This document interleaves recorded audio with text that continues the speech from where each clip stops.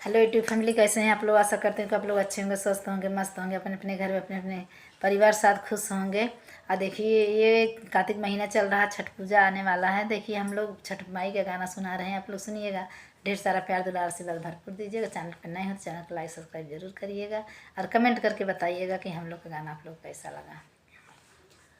के हो बोवेला झालर गेहुआ, के हो बोवेला कपास, के हो बोवेला कपास, के हो बोवेला झालर गेहुआ, के हो बोवेला कपास, के हो बोवेला कपास, के हो बोवेला नारियरवा,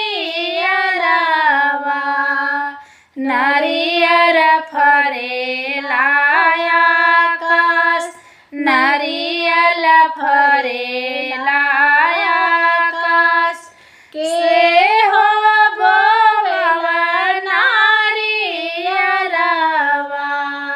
नारियर फरेला आकाश, नारियल फरेला आकाश, ससुरो बोवे झालर गेहुआ, भसुरो बोवेल कपास, भसुरो बोवेल कपास, ससुरो बोवेले झालर गेहुआ, भसुरो बोवेल कपास, भसुरो बोवेल कपास, हमारा स्वामी बोवे नारियरवा,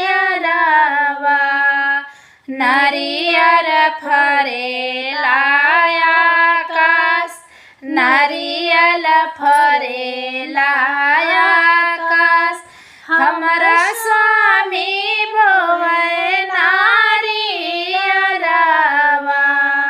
नारियल फरेला आकाश, नारियल फरेला आकाश, के बोवे झालर गेहुआ, के हो बोवेला कपास, के हो बोवेला कपास, ससुरो बोवे झालर गेहुआ, देवरो बोवेल कपास, देवरो बोवेल कपास, हमारा प्रभु बोवे नारियरवा,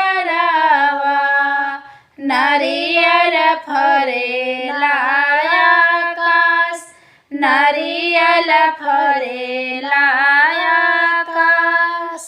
हम लोग का छठी माँ गाना आप लोग कैसा लगा प्लीज़ सुनिएगा और कमेंट करके ज़रूर बताइएगा।